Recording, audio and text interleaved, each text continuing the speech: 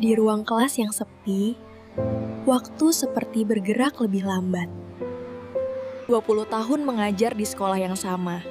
Kadang Ibu Dian bertanya-tanya, apakah yang ia lakukan benar-benar berarti? Apakah semua ini berarti? Apakah yang kulakukan benar-benar mengubah hidup seseorang? Dalam ruang kelas yang sepi, waktu seperti bergerak lebih lambat. Setiap hari terasa sama, rutinitas yang tak pernah berubah. Bu Dian, maaf mengganggu. Bapak Kepala Sekolah meminta kita berkumpul di ruang guru untuk rapat persiapan renovasi. Terima kasih Bu Tina. Saya akan segera menyusul. Biarkan Ibu membereskan dulu barang-barang di sini.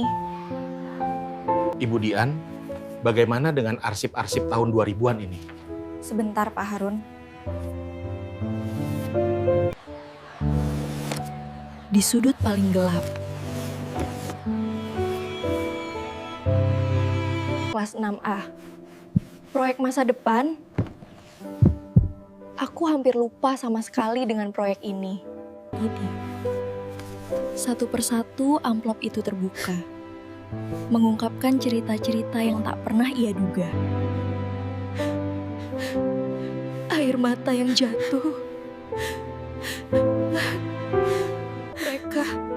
Mereka masih ingat.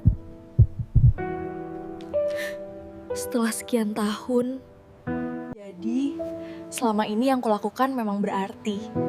Terima kasih Tuhan untuk pengingat ini. malam itu, dengan secangkir teh hangat, Ibu Dian memulai perjalanan mengenang masa lalu melalui kata-kata murid-muridnya. Kepada Ibu Guru Dian yang baik, saya harap Ibu masih ingat dengan saya, Nina. Dulu saya murid yang paling pendiam di kelas. Saya selalu duduk sendiri di kantin, terlalu malu untuk bergabung dengan teman-teman yang lain. Suatu hari, Ibu dengan lembut menaruh buku puisi di meja saya. Ibu tidak memaksa, hanya tersenyum dan pergi. Di dalamnya, Ibu menulis, "Suaramu perlu didengar, coba tuliskan." Aku sama sekali tidak ingat melakukan itu. Hal sekecil itu. Ternyata berarti segalanya baginya. Ini tulisan Andi, anak yang selalu ranking 3 besar, tapi terlihat tidak bahagia. Ibu Dian, ini Andi.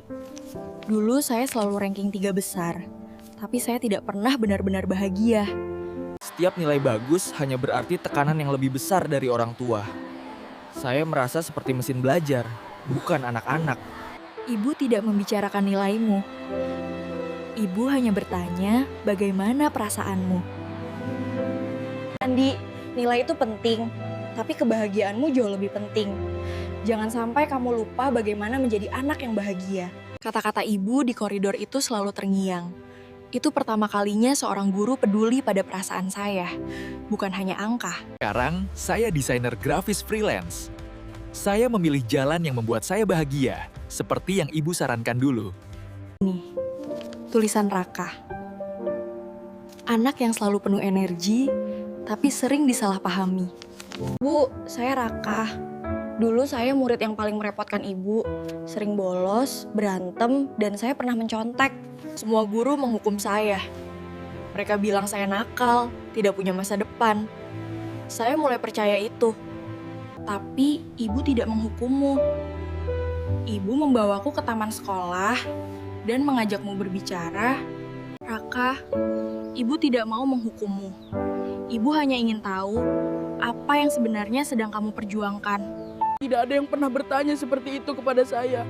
Semua orang selalu bilang apa yang salah dengan saya. Tidak pernah bertanya apa yang saya perjuangkan. Pertanyaan ibu itu mengubah segalanya. Untuk pertama kalinya, seseorang melihat saya sebagai manusia, bukan sebagai masalah. Sekarang saya punya bengkel motor kecil-kecilan. Saya jujur dan bekerja keras. Saya masih berjuang, Bu. Tapi sekarang saya tahu caranya. Ya, 3 cerita, 3 kehidupan yang berbeda. Bahwa yang terpenting bukanlah hal-hal besar yang diingat dunia, tetapi hal-hal kecil yang diingat hati. Selama ini aku mencari makna dalam hal-hal besar. Ternyata Makna itu ada dalam hal-hal kecil yang kulakukan dengan tulus. Kadang-kadang yang kita butuhkan hanyalah pengingat bahwa setiap kebaikan kecil, setiap perhatian tulus, memiliki dampak yang tak terduga. Besok akan berbeda. Aku akan mengajar dengan hati yang berbeda. Dengan mata yang benar-benar melihat. Pagi itu terasa berbeda. Setiap hal kecil terasa berarti. Setiap momen terasa berharga. Selamat pagi semuanya.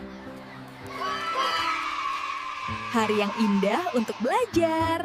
Setiap dari kalian punya cerita yang unik. Hari ini, mari kita belajar tidak hanya dengan pikiran, tetapi juga dengan hati. Kamu bisa melakukannya. Lihat, ide kamu bagus sekali. Coba teruskan dengan percaya diri.